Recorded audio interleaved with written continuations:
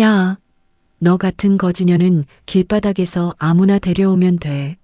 이 아파트나 받고 당장 꺼져. 시어머니가 제 얼굴에 던진 등기 서류 한 장.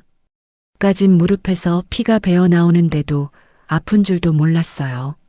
친정 엄마 폐물까지 다 팔아서 살려놓은 그 회사가 글쎄 대박이 나자마자 저한테 돌아온 게 이혼 도장이었습니다. 그날에 일어났던 이야기 지금 바로 들려드릴게요. 시댁 대문 앞에 쪼그려 앉은 채로 저는 한참을 일어나지 못했습니다. 손에 쥔 서류 봉투가 바람에 펄럭이는 소리가 어찌나 크게 들리는지 귀가 멍멍할 정도였죠. 저 서지유가 이 집에 들어온 지 꼭 7년이 되던 날 시어머니 윤말숙은 저를 짐승처럼 내쫓았습니다. 손목에는 시어머니가 움켜잡았던 자국이 시퍼렇게 남아 있었어요. 거기서 뭐해? 안 꺼지고. 대문 안쪽에서 시어머니의 목소리가 다시 한번 날아왔습니다. 저는 떨리는 손으로 봉투 안의 서류를 꺼내 들여다봤죠. 재산분할 합의서, 그리고 강남 재건축 아파트의 등기 서류였습니다. 불과 1시간 전 저는 시어머니의 부름을 받고 불이 나게 시댁 안방으로 들어갔습니다. 시어머니는 화장대 앞에 앉아 진주 목걸이를 만지작거리며 거울 너머로 저를 흘겨봤죠. 저는 두 손을 앞으로 모으고 조심스럽게 입을 열었습니다. 어머니 부르셨어요. 왔어. 거기 앉아. 시어머니가 화장대 위에서 두툼한 서류 봉투를 집어들더니 제 발치에 휙 던졌습니다. 종이 묶음이 방바닥에 미끄러지며 제 무릎을 툭 쳤죠. 뭐예요 이게? 펴봐. 글자는 읽을 줄 알지. 저는 무릎을 꿇고 봉투를 열었습니다. 서류 첫 장에 큼지막하게 찍힌 협의이혼 4글자가 눈에 들어왔어요. 손끝이 부들부들 떨리기 시작했습니다. 어머니, 이게 무슨이고 뭐고. 우리 도연이 이제 청년 재벌 소리 듣는 거 모르나. 시어머니가 손가락으로 화장대를 톡톡 두드리며 말을 이었습니다. 너 같은 거지꼴 며느리 데리고 살 급이 아니야, 이제. 도장 찍고 나가. 저는 무릎에 힘이 풀려 그대로 주저앉을 뻔했습니다. 서류를 쥔 손에 식은땀이 배어 종이가 축축해질 정도였죠. 어머니, 제가 7년을 어떻게 살았는데요. 도연 씨 사업 망할 뻔했을 때 친정 엄마 폐물까지 다 팔아서. 그래서 뭐. 그거 갚으라고 강남 아파트 한 채 주는 거잖아. 시어머니가 어깨를 으쓱하며 비웃었습니다. 입꼬리가 한쪽만 비스듬히 올라가는 그 표정이 어찌나 차갑던지 등골이 다 서늘했어요. 가난한 년이 강남 아파트 받고 가는 거면 횡재한 거지. 어디서 눈물을 짜. 어머니, 도연 씨는요? 도연 씨도 이거 알고 있어요. 알다마다. 우리 모자가 같이 결정한 거야. 저는 그 말에 숨이 턱 막혔습니다. 가슴 한복판에 쇠뭉치가 떨어진 것 같았죠. 도연이가 제 남편 강도연이가 알고 있다는 그 한마디에 7년의 시간이 와르르 무너져 내리는 기분이었어요. 어머니, 한 번만 도연 씨랑 얘기하게 해주세요. 제발이요. 얘기는 무슨. 도장이나 찍어. 시어머니가 자리에서 벌떡 일어나더니 제 팔을 거칠게 잡아챘습니다. 얇은 블라우스 너머로 시어머니의 손톱이 살을 파고들었죠. 너 같은 년은 길거리에 널렸어. 알아? 우리 도연이 옆에 줄 선 처녀가 한둘인 줄 아냐고. 어머니 아파요. 어머니, 아프긴 뭐가 아파. 7년 동안 잘 처먹고 잘 살았으면서. 시어머니가 저를 끌고 거실을 가로질러 현관 쪽으로 향했습니다. 거실 한복판에 놓인 청자 도자기, 제가 시집을 때 친정에서 보내준 그 도자기가 눈에 들어왔어요. 시어머니가 그 옆을 지나가며 발로 도자기 받침대를 툭 걷어찼습니다. 도자기가 흔들흔들하다가 다시 자리를 잡았죠. 어머니, 제가 뭘 잘못했는데요? 말씀이라도 해주세요. 잘못은 무슨, 그냥 네가 이제 안 어울려서 그래. 시어머니가 현관문을 활짝 열어젖혔습니다. 초여름의 뜨거운 바람이 거실 안으로 훅 밀려 들어왔어요. 이거 받고 꺼져. 아파트 등기까지 다 넘겨주는 시어머니가 세상 어디 있어. 고마운 줄 알아.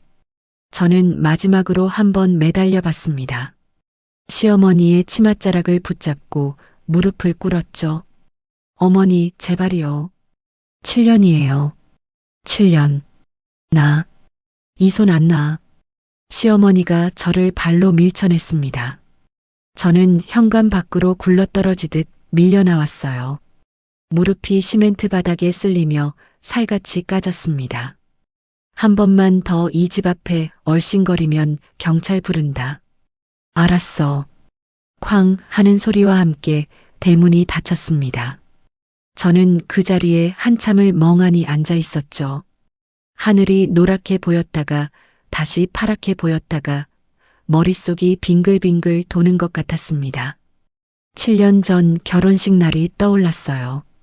가난한 친정 형편 때문에 패백 음식도 변변히 못했던 저에게 시어머니는 그날부터 거지 같은 게 들어왔다며 입을 비죽거렸죠. 저는 그 말을 들으면서도 그저 묵묵히 시댁 살림을 도맡았습니다. 시아버지 제삿날이면 새벽 4시부터 일어나 전을 부쳤고 시어머니가 친구분들 부르는 날이면 종일 부엌에서 나오지 못했어요. 3년 전 도연 씨의 동남아 유통사업이 부도 직전까지 갔던 그 겨울이 생각났습니다. 시댁에 빨간 딱지가 붙기 직전이었죠. 저는 그날 친정 엄마가 돌아가시면서 남겨주신 금가락지와 옥비녀를 들고 전당포 문턱을 넘었습니다. 가락지를 빼면서 손가락이 어찌나 시리던지 눈물이 핑 돌았어요. 도연 씨가 술에 취해 거실 바닥에 누워 사업 못하겠다고 울던 밤도 있었습니다. 저는 그 옆에 무릎을 꿇고 앉아 도연 씨의 손을 잡고 말했죠. 도연아, 내가 같이 가줄게. 동남아 가서 같이 부딪혀보자. 그렇게 저는 도연 씨 대신 동남아 현지를 7번이나 왕복했습니다. 거래처 사장님들이 책상을 내리치며 소리를 지를 때도 저는 고개를 숙이고 또 숙였어요. 입술을 깨물어가며 거래처 부인들과 친분을 쌓았고 명절마다 직접 만든 한국 음식을 들고 찾아갔습니다. 그렇게 3년이 지나자 도연 씨의 회사는 동남아 신흥시장에서 독점 유통권을 따냈죠. 매출이 수백억으로 뛰어올랐고 도연 씨는 청년 재벌이라는 소리를 듣기 시작했습니다. 저는 그 모든 게 우리 둘이 함께 일군 결과라고 믿었어요. 그런데 지금 저는 시댁 대문 밖 시멘트 바닥에 까진 무릎을 쥐고 앉아 있었습니다. 헌신짝이 따로 없었죠. 저는 천천히 일어서서 옷에 묻은 먼지를 털었습니다. 무릎에서 피가 비치고 있었지만 아픈 줄도 몰랐어요. 택시를 잡아 타고 곧장 도연 씨 회사로 향했습니다. 1시간 만에 도착한 강남 한복판의 빌딩. 도연 씨가 작년에 새로 차린 본사였죠. 저는 로비를 가로질러 엘리베이터 앞까지 갔습니다. 그런데 안내데스크 직원이 저를 막아섰어요. 사모님, 죄송하지만 오늘은 올라가실 수 없습니다. 무슨 말이에요? 도연 씨 만나러 왔는데요.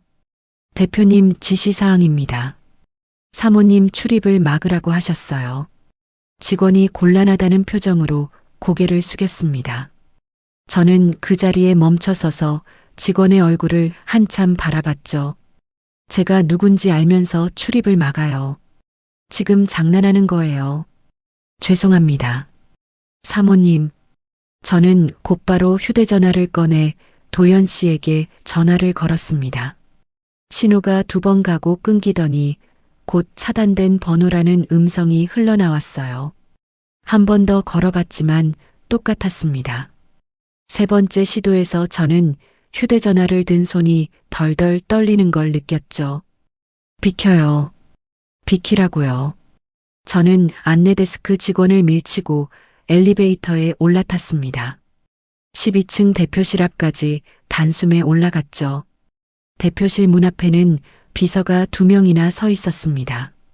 사모님, 들어가시면 안 됩니다. 왜요? 왜 안 돼요?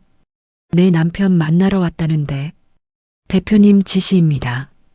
비서가 저를 막아서며 양팔을 벌렸습니다. 저는 대표실 문을 향해 소리쳤죠. 도연아, 강도연, 거기 있는 거 다 알아. 나와. 나와서 얘기 좀 해.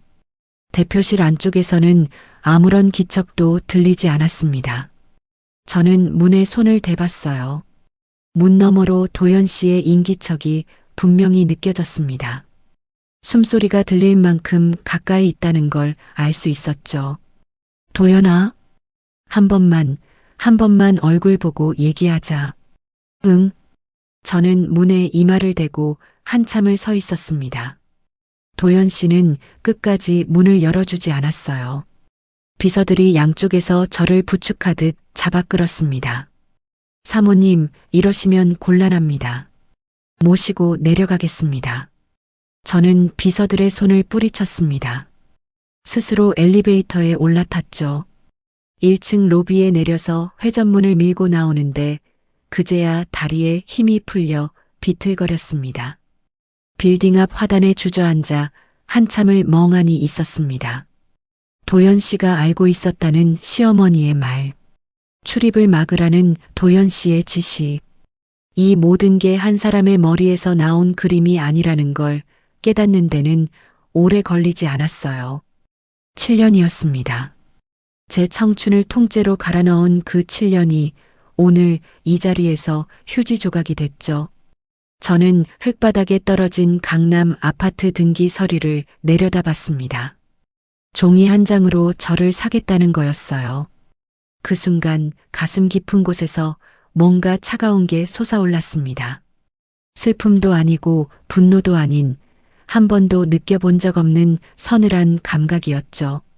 저는 서류를 천천히 접어 가방 안에 넣었습니다. 무릎에 묻은 피를 손바닥으로 쓱 닦아내고 자리에서 일어섰어요. 도연 씨와 시어머니가 던져준 이 종이장, 받아가긴 받아가야겠더군요. 그리고 그 2사람이 던진 것보다 훨씬 더 많은 걸 가지고 이 자리를 떠야겠다는 생각이 들었습니다. 저는 빌딩을 등지고 천천히 걸음을 옮겼습니다. 강남의 뜨거운 햇볕이 어깨 위로 쏟아져 내렸지만 이상하게도 추웠어요. 대문 밖으로 쫓겨난 다음 날 아침, 저는 작은 비즈니스 호텔 방 안에서 눈을 떴습니다. 어제까진 무릎이 부어올라 욱신거렸지만 통증보다 머릿속이 더 시끄러웠죠. 저는 침대에 걸터 앉아 한참 동안 천장만 올려다봤습니다. 어젯밤 대표실 문 앞에서 들었던 도연 씨의 그 숨죽인 기척이 자꾸만 떠올랐어요. 저는 가방에서 휴대전화를 꺼내 인터넷 검색창을 열었습니다. 서울에서 가장 일을 잘한다는 흥신소 3군데의 이름을 차례로 적었죠. 그중 한 군데를 골라 전화를 걸었습니다. 여보세요. 거기 의뢰받는 곳 맞죠? 네, 말씀하세요. 사람 둘을 좀 따라다녀 주셔야겠어요. 한 명은 최근 3개월치 행적 전부, 다른 한 명은 지금부터 일주일치 동선이요. 수화기 너머의 남자가 잠시 침묵하더니 헛기침을 했습니다. 비용이 만만치 않을 텐데요, 사모님. 얼마든 좋아요. 오늘 안으로 계약금 보내드릴 테니까 바로 시작해 주세요. 저는 그날 오후 흥신소 사무실로 직접 찾아갔습니다. 허름한 빌딩 3층, 간판도 없는 사무실 문을 열고 들어가니 50대쯤 되어 보이는 남자가 저를 위아래로 훑어갔죠. 저는 의자에 앉으며 가방에서 도연 씨와 시어머니의 사진을 꺼내 책상 위에 올렸습니다. 이 2사람이에요. 한 명은 제 남편이고 한 명은 시어머니예요. 남편분 행적을 알고 싶으시다는 거죠. 여자가 있는 것 같아요. 확실히 알아야 해요. 사진, 영상 다 필요해요. 남자가 사진을 들어 자세히 들여다보더니 고개를 끄덕였습니다. 보통 이런 의뢰는 4일에서 5일이면 결과가 나옵니다. 사모님은 3개월치를 다 원하신다고 하니까 사람을 더 붙여서 일주일 안에 끝내드리죠. 좋아요. 가격은 알아서 부르시고 오늘 절반 보낼게요. 저는 흥신소를 나와 호텔 방으로 돌아왔습니다. 방 안에 들어서자마자 가방을 침대 위에 던지고 화장실로 들어갔어요. 거울 속의 제 얼굴은 핏기 하나 없이 새하얗더군요. 저는 찬물에 얼굴을 한참 담갔다가 들어 올렸습니다. 그렇게 6일이 지났습니다. 7째 되는 날 아침 흥신소 남자한테서 전화가 왔어요. 사모님, 자료 정리 끝났습니다. 직접 와서 받아가실래요? 아니면 보내드릴까요? 제가 갈게요. 1시간 안에 도착해요. 저는 택시를 잡아 타고 곧장 흥신소로 향했습니다. 사무실 책상 위에는 두꺼운 갈색 봉투 3개와 USB 2개가 놓여 있었어요. 남자가 봉투를 톡톡 두드리며 말했습니다. 사모님, 마음 단단히 잡수시고 보세요. 각오하고 왔어요. 보여주세요. 남자가 첫 번째 봉투를 열어 사진 한 묶음을 꺼냈습니다. 첫 장부터 강남의 한 특급 호텔 로비에서 도연 씨가 어떤 젊은 여자의 허리에 손을 두르고 들어가는 모습이었어요. 다음 장은 호텔 라운지, 그 다음은 백화점 명품관, 또 다음은 한강이 보이는 레스토랑이었습니다. 이 여자가 오유라라는 여자입니다. 풍성건설 회장 막내딸이고 SNS에서 방송하는 걸로 꽤 유명한 모양이더라고요. 저는 사진 한 장 한 장을 천천히 넘겼습니다. 오유라라는 여자는 입가에 미소를 매단 채 도연 씨의 팔짱을 끼고 있었죠. 어느 사진에서는 도연 씨가 빨간 스포츠카의 운전석 문을 열어주고 있었어요. 조수석에 오유라가 앉아 손가락 2개를 들어 카메라를 향해 흔들고 있었습니다. 이 차는요, 한정판으로 들여온 거예요. 리스인데 명의가 도연 씨 회사 법인으로 되어 있더라고요. 남자가 2번째 봉투를 열었습니다. 이번엔 시어머니의 사진이었죠. 시어머니가 한 백화점 명품관에서 어떤 중년 여자와 나란히 걸으며 큰 쇼핑백을 들고 있었어요. 이 옆에 있는 여자분이 오유라 모친입니다. 사모님 시어머님이 이 부인을 따라다니면서 명품을 사다 바치셨어요. 가방, 시계, 보석 한 번 만날 때마다 수천만 원어치씩이요. 저는 입을 꾹 다물고 사진을 넘겼습니다. 시어머니가 오유라 모친 앞에서 2 손을 모으고 허리를 90도로 굽히는 사진이 한 장 보였죠. 시어머니가 저에게 한 번도 보인 적 없는 자세였습니다. 영상도 있어요. USB에 다 들어있고요. 남자가 노트북에 USB를 꽂아 영상을 재생했습니다. 어느 한정식 집의 룸 안에서 시어머니가 오유라 모친에게 직접 술을 따라 주며 말하는 장면이 흘러나왔어요. 사돈 어른, 제가 우리 도연이 결혼식 날짜만 잡히면 사돈 어른 댁 며느리 자리 하나 만들어 드릴게요. 오유라 모친이 손을 살랑살랑 흔들며 웃었습니다. 아유, 사부인도 참. 우리 유라 아직 결정 안 했다니까요. 결정이 무슨 결정이에요. 우리 도연이가 어디가 어때서. 회사가 곧 상장하면 진짜 재벌 되는 거 아시잖아요. 저는 영상을 끝까지 봤습니다. 시어머니의 그 간사한 웃음소리가 귀에 박혀 떨어지지 않았어요. 저를 그렇게 짓밟아 놓고도 다른 집 부인 앞에서는 저 모양으로 굽실거리는 사람이라는 게 새삼 믿어지지 않았죠. 사모님 괜찮으세요? 남자가 조심스럽게 물었습니다. 저는 천천히 고개를 끄덕였어요. 네, 괜찮아요. 자료 다 챙겨갈게요. 필요하시면 이혼 소송에서 유리하게 쓰일 수 있게 정리해 드릴 수도 있는데요. 아니에요. 이혼은 제가 알아서 할 거예요. 자료만 주세요. 저는 봉투와 USB를 모두 가방에 챙겨 넣고 사무실을 나왔습니다. 호텔로 돌아오는 택시 안에서 창밖을 내다봤어요. 가로수 잎사귀가 푸르게 빛나고 있었지만 제 눈에는 아무것도 들어오지 않았죠. 호텔방에 도착해서 저는 봉투를 침대 위에 쏟았습니다. 사진이 하얀 침대 시트 위로 우수수 쏟아졌어요. 그중 한 장이 제 눈에 들어왔습니다. 도연 씨가 한강이 보이는 레스토랑에서 오유라의 손등에 입을 맞추고 있는 사진이었죠. 저는 그 사진을 한참 들여다봤어요. 아? 저도 모르게 짧은 웃음이 새어나왔습니다. 웃음이 한번 터지자 멈추지를 않더군요. 저는 침대에 주저앉아 손바닥으로 입을 막고 한참을 웃었습니다. 눈물이 흘러내리는데 웃음도 멈추지를 않았어요. 한참을 그러다가 손이 갑자기 멈췄습니다. 3년 전 그 겨울밤이 떠올랐죠. 도연 씨가 술에 취해 거실 바닥에 누워 사업을 못하겠다고 울던 그날 밤이요. 그때 도연 씨가 한 말이 있었습니다. 지우야, 나 신용불량자 될 것 같아. 사채까지 끌어다 썼는데 갚을 길이 없어. 오빠 어떻게 해? 어떻게 해야 돼? 내 이름으로 회사 다 돌려놔야겠어. 동남아에 법인 하나 새로 차리고 거기에 판권하고 상표권 다 너 앞으로 넣어야 해. 잠깐만이야. 사정 풀리면 다시 내 이름으로 돌릴 거니까. 저는 그날 도연 씨가 시키는 대로 서류에 도장을 찍었습니다. 한국 본사가 동남아 현지 법인의 하청을 받아 유통하는 구조였죠. 모든 핵심 권리는 제 이름으로 되어 있었어요. 세금 폭탄을 피하고 비자금을 만들기 위한 도연 씨의 잔머리였습니다. 그 사정 풀리면 다시 돌리겠다던 명예 변경. 도연 씨는 사업이 대박 나는 동안 그걸 까맣게 잊고 있었어요.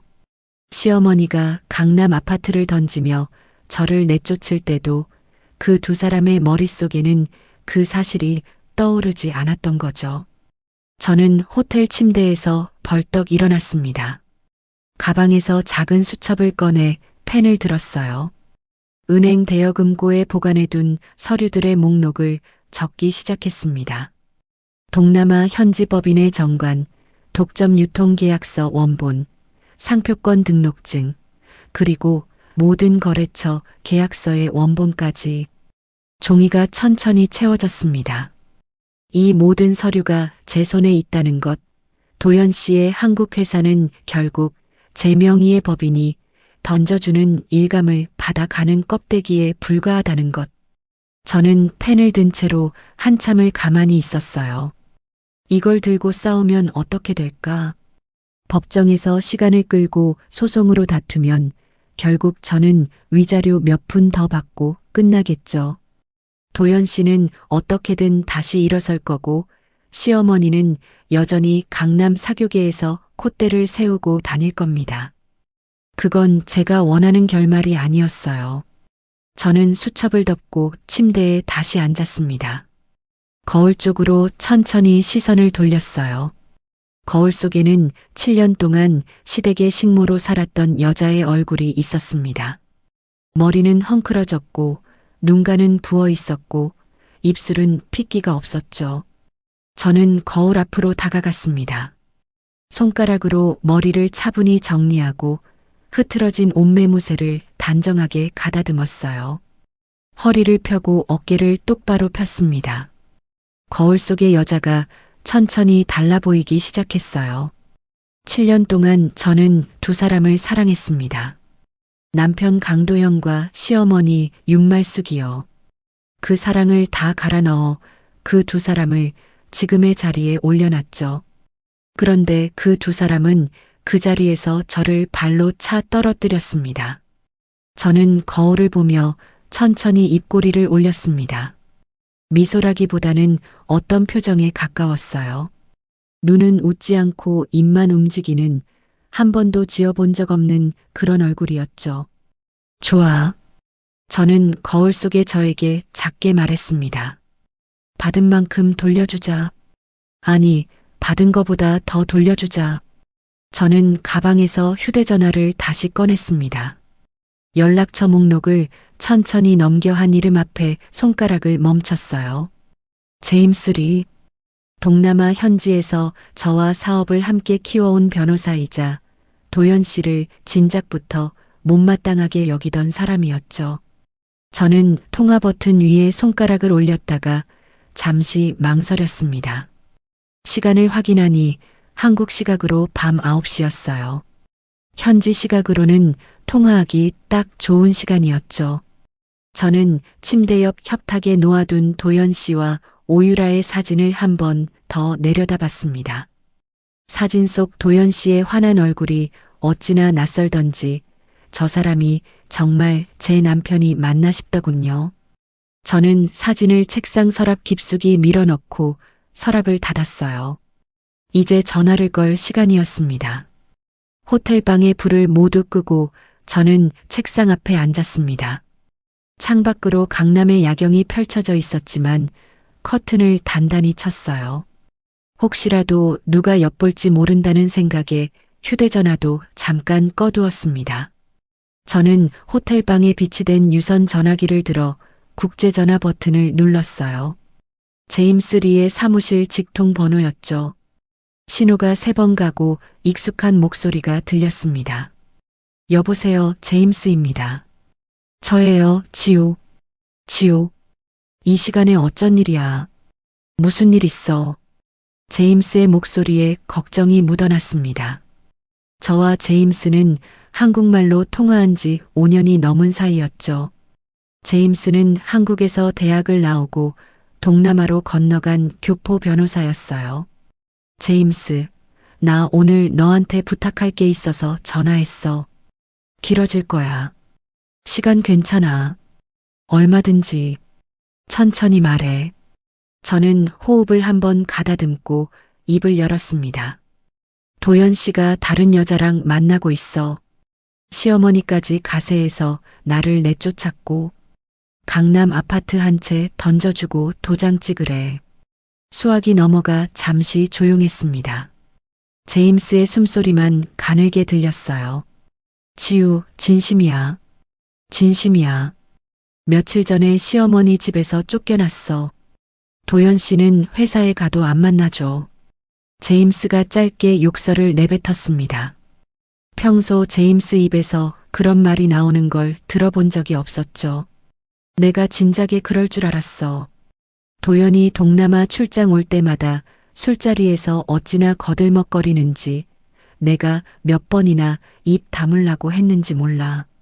너 없는 자리에서 너 욕하던 거 한두 번이 아니야. 제임스, 너 그런 얘기 한 번도 안 했잖아. 네가 그 사람한테 정 붙이고 사는 것 같아서 못했지. 미안해, 지호. 진작 귀띔이라도 했어야 했는데. 저는 의자에 깊숙이 등을 기댔습니다. 화가 나기보다는 차라리 다행이라는 생각이 들었어요. 제임스가 제 편이라는 게 분명해졌으니까요. 제임스, 나 한 가지만 묻자. 우리가 5년 전에 만든 동남아 현지법인 말이야. 지분 100% 내 이름으로 되어 있는 거 맞지? 맞아. 도연이는 한국 본사 대표일 뿐이고 너희 현지법인의 하청을 받아서 유통하는 구조야. 모든 상표권, 판권, 독점 계약 다 너 앞으로 되어 있어. 도연 씨가 그거 다시 자기 이름으로 돌려놓은 적 있어? 없어. 한 번도 없어. 너한테서 동의서나 위임장 받아간 적도 없잖아. 저는 책상 위에 손바닥을 짚으며 천천히 일어섰습니다. 다리에 힘이 들어가는 게 느껴졌어요. 제임스, 도와줘. 나 이거 다 가지고 싱가포르로 나갈 거야. 어떻게 도와주면 돼? 우선 현지법인 계좌 비밀번호하고 공인인증서 다 새로 발급해줘. 도연 씨 측에서 접근할 수 있는 통로는 한 개도 남기지 말고 다 막아줘. 오늘 안에 해. 내일 아침이면 끝나. 그리고 도연 씨 한국 본사로 들어갈 하반기 결제 대금 있잖아. 그거 내 직권으로 지급 정지시켜줘. 현지 계좌에 현금으로 묶어두고. 알았어. 서류 만들어서 너한테 사인만 받으면 돼. 오늘 밤 안에 메일 보낼게. 그리고 한 가지 더. 우리 메인 바이어들한테 도연 씨 회사가 위태롭다는 정보 흘릴 준비해둬. 아직 보내지는 말고. 신호 보내면 그때 일제히 메일 발송하는 걸로 해. 제임스가 메모하는 소리가 수화기 너머로 들렸습니다. 펜이 종이를 긁는 그 소리가 어쩐지 듬직하게 느껴졌어요. 지우, 한 가지만 묻자. 너 정말 괜찮은 거지? 괜찮아. 진짜 괜찮아. 7년 동안 한 번도 안 괜찮았는데 오늘 처음 괜찮아진 것 같아. 내가 옆에 있을게. 끝까지. 저는 수화기를 내려놓고 한참을 가만히 앉아 있었습니다. 어둠 속에서 제 손이 부들부들 떨리는 게 보였어요. 무서워서 떨리는 게 아니라 어떤 다른 감정이었습니다. 이름 붙이기 어려운 감정이었죠. 다음 날 아침 저는 호텔에서 체크아웃하지 않고 옷만 갈아입었습니다. 거울 앞에서 머리를 일부러 헝클었고 눈가에는 물을 묻혀 부은 것처럼 보이게 했어요. 어제 입었던 옷 그대로 무릎에 까진 자국까지 그대로 둔 채로 시어머니의 본가로 향했습니다. 본가 대문 앞에 도착한 저는 잠시 숨을 골랐어요. 초인종을 누르기 전에 한 번 더 거울 어플로 제 얼굴을 확인했습니다. 울다 지친 며느리, 갈 곳 없는 며느리의 얼굴이었죠. 저는 손가락으로 초인종을 길게 눌렀습니다. 대문 너머에서 가정부의 목소리가 들렸습니다. 누구세요? 저예요. 며느리예요. 어머니 좀 뵈러 왔어요.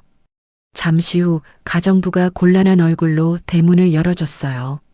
저는 마당을 가로질러 현관 안쪽으로 들어섰습니다. 거실 소파에는 시어머니가 한쪽 다리를 꼬고 앉아 차를 마시고 있었어요. 저를 본 시어머니가 찻잔을 천천히 내려놓더군요. 인연이 또 기어들어왔어. 어머니. 저는 현관에서 거실 한가운데까지 천천히 걸어갔습니다. 그리고 그대로 무릎을 꿇었어요. 바닥에 이마가 닿을 만큼 깊이 숙였습니다. 어머니, 잘못했어요. 제가 잘못했어요. 잘못이 뭐? 말해봐. 시어머니가 소파에 등을 기대며 팔짱을 꼈습니다. 입꼬리가 비스듬히 올라갔어요.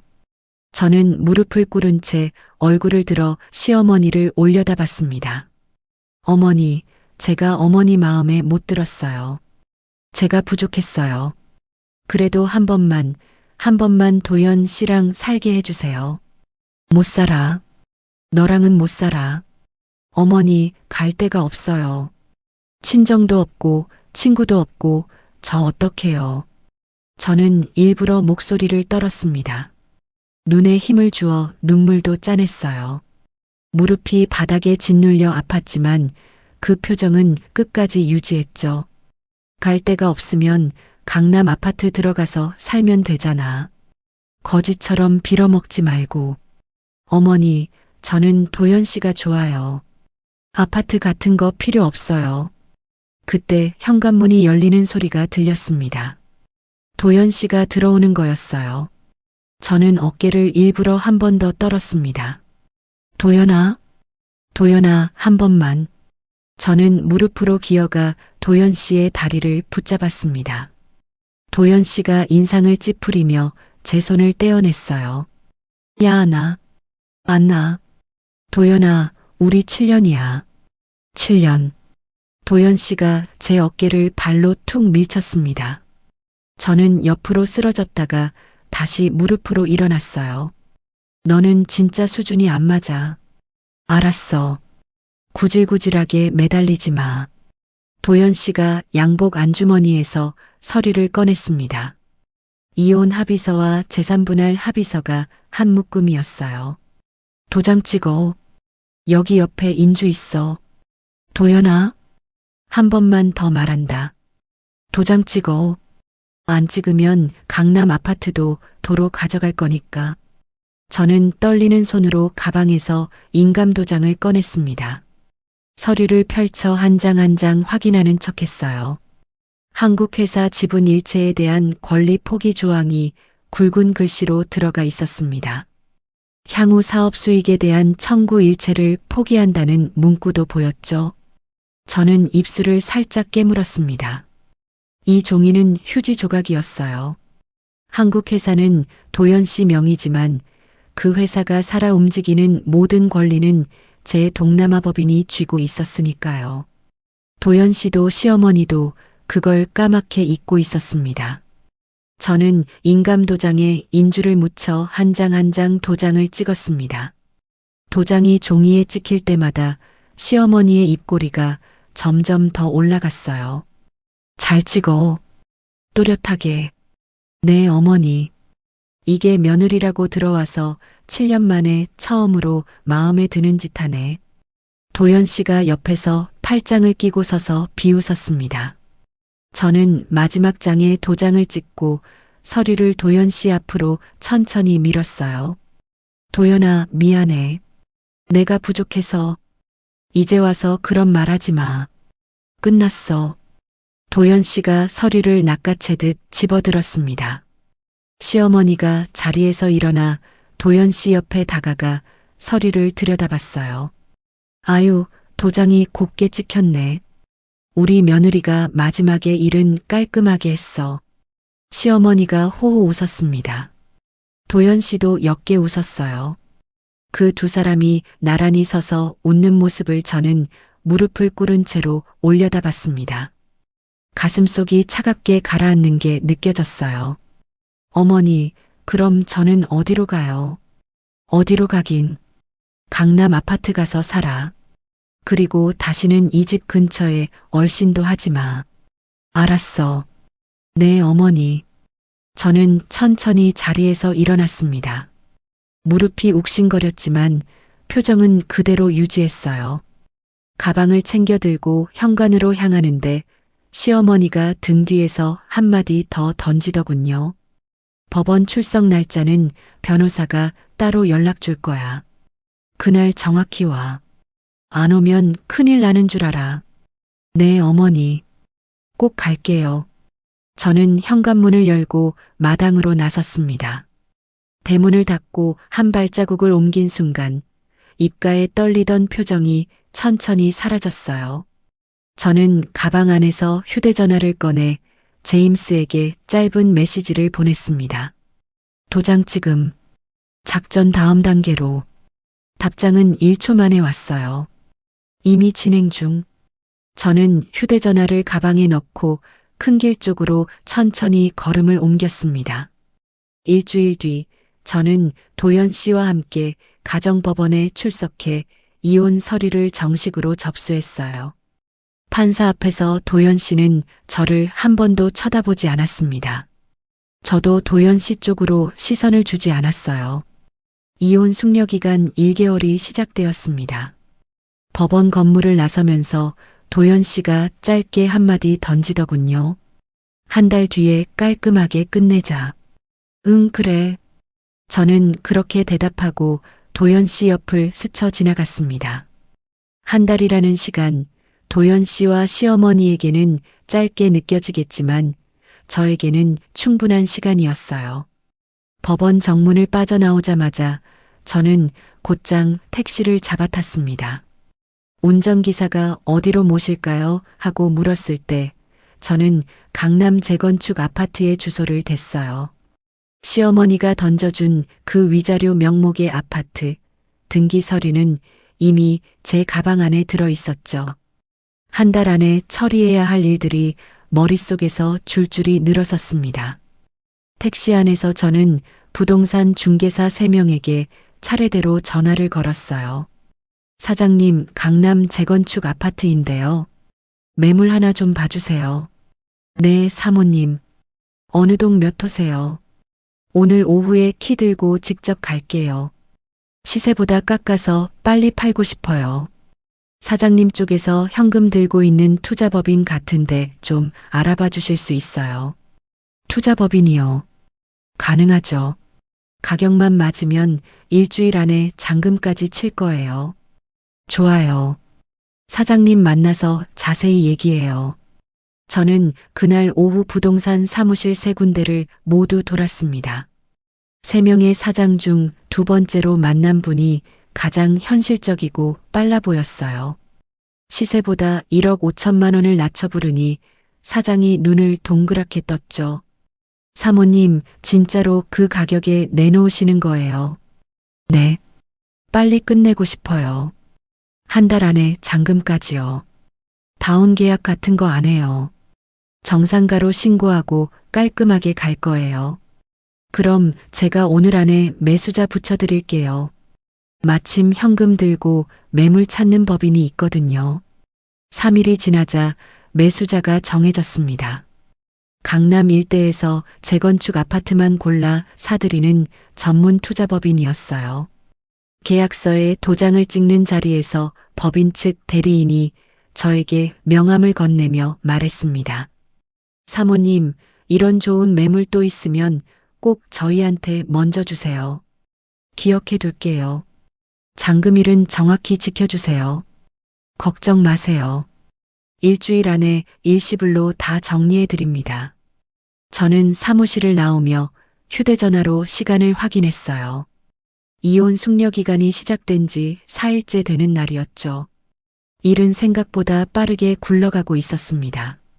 같은 시각 도연 씨와 시어머니가 어떻게 지내고 있는지는 흥신소 직원을 통해 매일 보고받고 있었어요.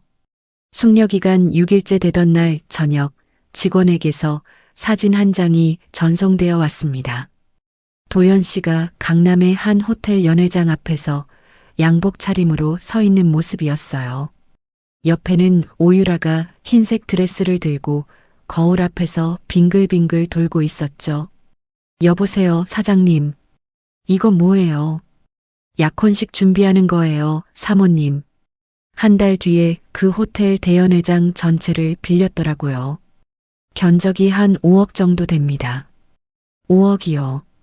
어디서 그런 돈을 빼서 쓴대요. 회사 법인 카드로 다 결제하고 있어요. 호텔 예약금, 드레스 대여, 보석 대여, 다 회사 돈입니다. 저는 휴대전화를 책상 위에 내려놓고 한참을 가만히 있었어요. 이혼이 끝나기도 전에 약혼식을 준비하다니 도연 씨는 1달이 너무 길게 느껴졌던 모양이었습니다. 회사 공금을 사적으로 쓰는 그 행위 하나하나가 나중에 저에게 든든한 무기가 될 거였죠. 시어머니의 동선도 매일 보고받았어요. 강남 청담동의 한 한정식 집에서 일주일에 3번씩 사교 모임을 열고 있었습니다. 한 끼에 100만 원이 넘는 코스 요리에 와인까지 줄줄이 시켜가며 강남 사모님들 앞에서 거들먹거리는 중이었죠. 우리 도연이가 곧 풍성건설 회장 사돈이 되어 사돈 어른께서 우리 도연이를 그렇게 마음에 들어 하시잖아요. 흥신소 직원이 보내준 녹음 파일 속에서 시어머니의 목소리가 들렸습니다. 저는 그 녹음을 끝까지 듣고 파일을 따로 저장해 두었어요. 혹시 모를 쓰임이 있을 것 같았거든요. 숙려기간 10일째 되던 날 아파트 잔금이 제 통장으로 들어왔습니다. 수십억 원에 달하는 금액이었어요. 저는 그 돈을 한국 통장에 오래 두지 않았습니다. 금융당국의 정상적인 해외 이주 자금으로 신고를 마치고 싱가포르에 새로 설립한 단독명의 법인 계좌로 송금했어요. 세금도 빠짐없이 다 냈고 신고 서류도 한 장 한 장 빠짐없이 챙겼습니다. 나중에 누가 트집을 잡아도 한 군데도 흠잡을 데 없게 처리하는 게 가장 중요했죠. 같은 날 저녁 제임스한테서 전화가 왔어요. 지우, 이쪽 준비도 거의 다 끝났어. 메인 바이어 5군데 모두 미팅 잡았어. 신호만 보내면 일제히 계약 해지 통보 들어가. 바이어들은 뭐래? 솔직히 다들 도연이를 못 믿어했어. 너랑 같이 일할 때는 모든 게 깔끔했는데 도연이가 끼면 늘 약속이 어긋났거든. 너만 따라가겠다는 사람들이 대부분이야. 제임스, 한 가지 더 부탁할 게 있어. 말해. 도연 씨가 그동안 회사 공금을 어떻게 썼는지, 세금 신고 어떻게 했는지 자료 좀 정리해 줄 수 있어. 익명으로 국세청에 보낼 거야. 이미 작업해 두고 있어. 한국에서 금융 쪽 변호사 한 명 연결해 줄게.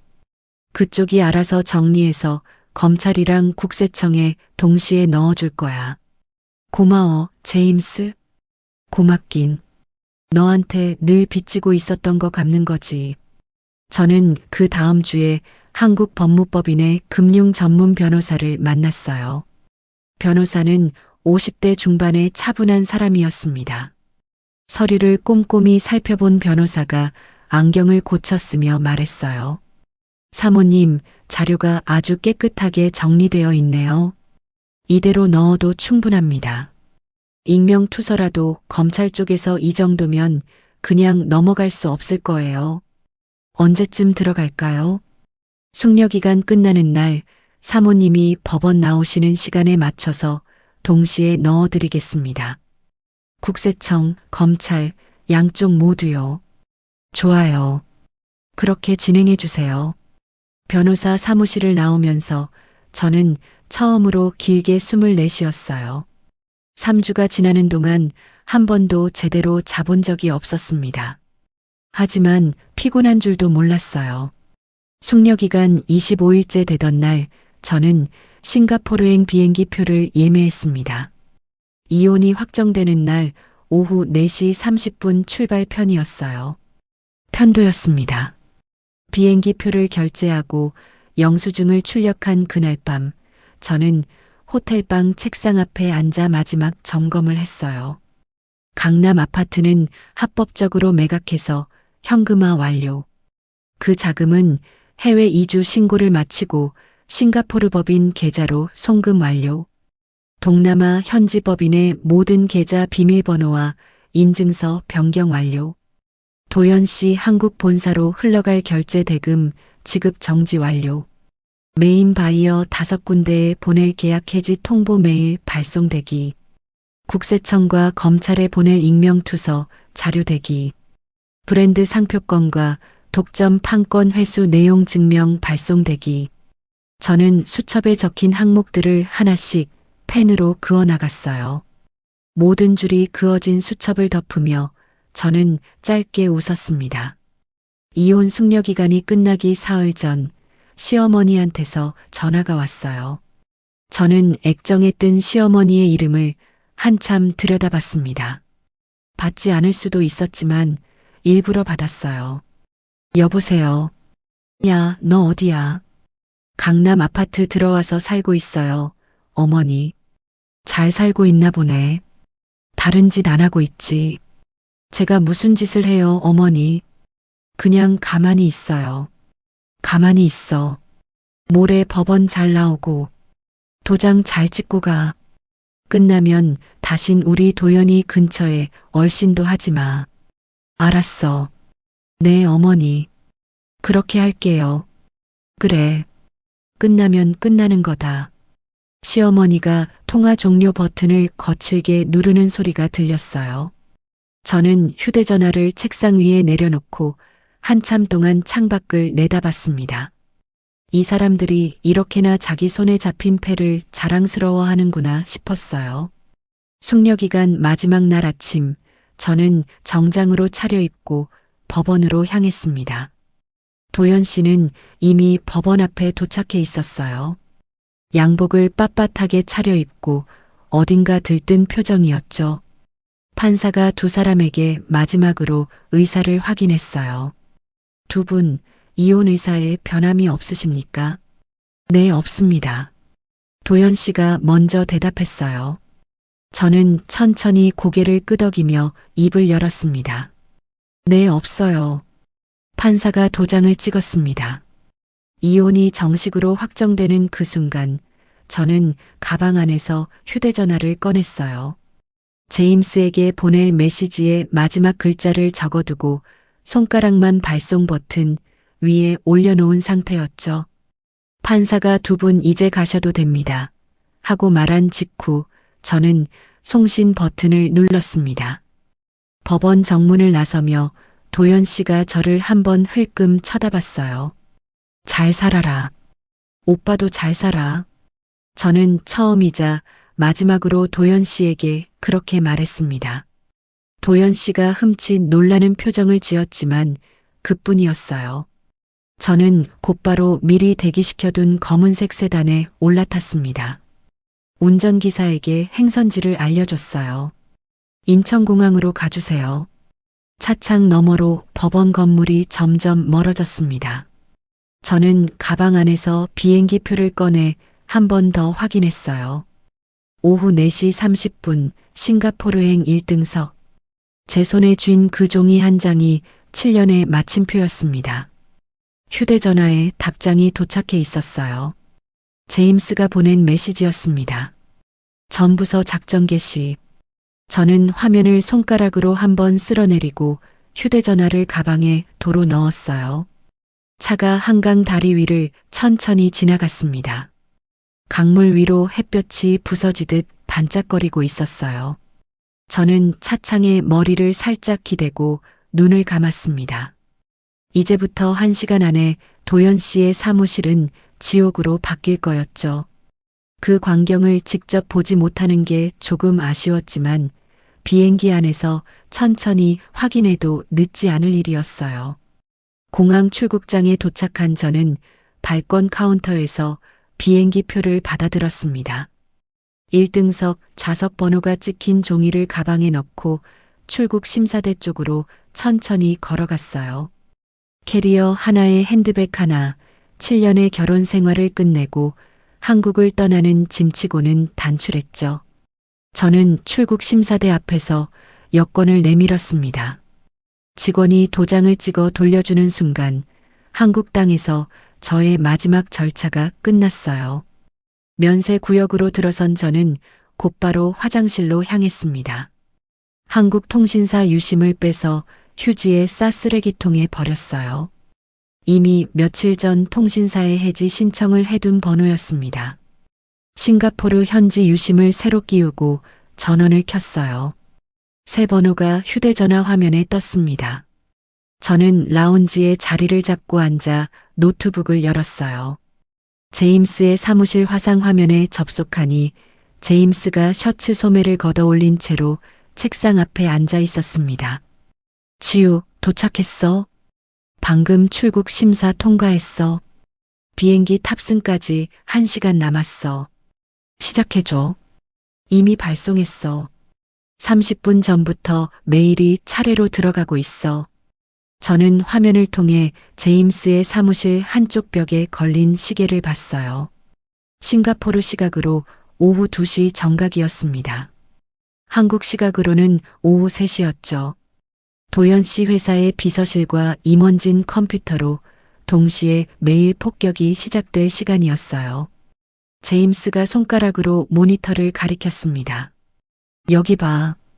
메인 바이어 5군데에서 보낸 계약 해지 통보가 차례로 도착하고 있어. 위약금 청구도 같이 들어갔어. 5군데 합치면 230억 정도야. 230억. 여기에 더해서 상표권 회수 내용 증명도 한국 본사 등기 우편으로 발송 완료. 내일 아침이면 도연이 책상 위에 도착해. 독점 판권 회수 통지서는 변호사 명의로 팩스로 들어갔어. 1시간 안에 임원진이 확인할 거야. 저는 노트북 화면에서 잠시 시선을 떼고 라운지 창밖을 내다봤어요. 활주로 위로 비행기들이 줄을 지어 움직이고 있었습니다. 같은 시각 도연 씨는 강남의 한 호텔 연회장에 있었어요. 오유라와 함께 약혼식 준비 막바지 점검을 하고 있었죠. 흥신소 직원이 보낸 사진이 마지막으로 도착해 있었습니다. 도연 씨가 양복 차림으로 연회장 한가운데 서서 직원들에게 손가락질을 하며 뭔가를 지시하는 모습이었어요. 도연 씨의 휴대전화가 울리기 시작한 건 그 직후였습니다. 한 통, 두 통, 세 통, 임원들의 전화가 연달아 들어왔어요. 도연 씨가 휴대전화를 귀에 대자마자 임원이 다급한 목소리로 소리쳤습니다. 대표님, 큰일 났습니다. 지금 당장 회사로 오셔야 됩니다. 무슨 소리야? 나 지금 바빠. 바이어들이 일제히 계약 해지 통보를 보냈습니다. 5군데가 동시에요. 위약금까지 청구가 들어왔습니다. 뭐? 5군데가 동시에. 미친 소리 하지 마. 진짜입니다, 대표님. 메일이 같은 시각에 들어왔어요. 우연이 아닙니다. 도연 씨가 연회장 한가운데서 멈춰 섰어요. 오유라가 옆에서 무슨 일이냐고 묻는데도 도연 씨는 대답하지 못했습니다. 다른 임원에게서 또 전화가 걸려왔어요. 대표님, 변호사 명의로 팩스가 왔습니다. 독점 판권이 회수된답니다. 동남아 현지법인 쪽에서 보낸 거예요. 그게 무슨 소리야? 동남아 법인이 어떻게 우리 판권을 회수해? 대표님, 그쪽 법인이 우리한테 판권을 빌려주는 구조였잖아요. 그 계약이 만료되고 갱신을 안 하겠다는 통보입니다. 도연 씨가 휴대전화를 든 손이 부들부들 떨리기 시작했어요. 도연 씨는 그때까지도 자기가 어떤 함정에 빠진 건지 정확히 모르고 있었습니다. 오유라를 그 자리에 내버려 둔 채로 도연 씨는 호텔 주차장으로 달려갔어요. 회사까지 차로 10분, 그 10분 동안 도연 씨의 휴대전화는 쉬지 않고 울렸습니다. 회사 대표실에 도착한 도연 씨가 가장 먼저 한 일은 노트북을 켜는 거였어요. 동남아 현지 법인의 계좌에 접속해 자금을 끌어다 쓰면 어떻게든 위약금을 막을 수 있다고 생각했죠. 도연 씨는 5년 동안 그 계좌를 한 번도 직접 만져본 적이 없었어요. 모든 자금 관리는 저와 제임스가 도맡아 했으니까요. 도연 씨가 자기 명의로 알고 있던 비밀번호를 입력했습니다. 화면에 빨간 글씨가 떴어요. 비밀번호가 일치하지 않습니다. 도연 씨가 다시 한번 입력했어요. 이번에도 같은 메시지였습니다. 세 번째에는 접근 권한이 없다는 메시지가 떴어요. 도연 씨가 의자에서 벌떡 일어났습니다. 이게 뭐야? 이거 뭐냐고. 도연 씨의 비서실장이 대표실 문을 두드리고 들어왔어요. 얼굴이 새파랗게 질려 있었습니다. 대표님, 1층에 국세청에서 사람이 왔습니다. 특별 세무조사라고. 뭐? 지금 뭐라 그랬어? 세무조사관 5명이 영장 들고 왔어요. 회계장부, 컴퓨터 하드디스크 다 가져간답니다. 오후 4시였습니다. 관공서 퇴근 시간이 다 되어가는 그 시간에 세무조사관들이 들이닥친 거였어요. 도연 씨는 의자를 발로 걷어차며 소리를 질렀습니다. 무슨 세무조사야? 이게 뭐냐고. 우리 회사가 왜? 대표님, 회장님께 익명투서가 들어왔답니다. 거액 횡령의 조세포탈 정황이라고요. 도연 씨가 책상을 주먹으로 내리쳤어요. 컴퓨터 모니터가 흔들리며 옆으로 넘어졌습니다. 그 와중에 다른 임원이 또 들어왔어요. 대표님, 은행에서 연락이 왔습니다. 대출금 전액 즉시 상환 통보입니다. 회사 자산하고 법인 계좌 다 가압류 들어간답니다. 도연 씨가 그 자리에 풀썩 주저앉았어요. 양복 안주머니에서 휴대전화를 꺼내 떨리는 손으로 제 번호를 눌렀습니다. 1번, 2번, 3번 신호가 가지 않았어요. 없는 번호라는 기계음만 반복해서 흘러나왔습니다. 저는 그 시각 비행기 1등석 좌석에 앉아 안전벨트를 매고 있었어요. 승무원이 다가와 음료를 권하자 저는 샴페인을 한 잔 받았습니다. 잔을 들고 천천히 한 모금을 마셨어요. 시원하고 알싸한 거품이 입안에서 톡톡 터졌습니다. 비행기가 활주로를 미끄러져 나가기 시작했어요. 저는 창밖으로 한국의 땅이 점점 작아지는 걸 내려다봤습니다. 1시간 전 도연 씨의 회사에서 벌어졌을 광경이 머릿속에 그려졌어요. 같은 시각 도연 씨는 대표실 바닥에 앉아 책상 다리에 머리를 기대고 있었습니다. 임원들과 세무조사관들이 사무실을 뒤집어 엎고 있는데도 도연 씨는 일어나지 못했어요. 도연 씨가 한 가지 사실을 그제야 떠올렸기 때문이었습니다.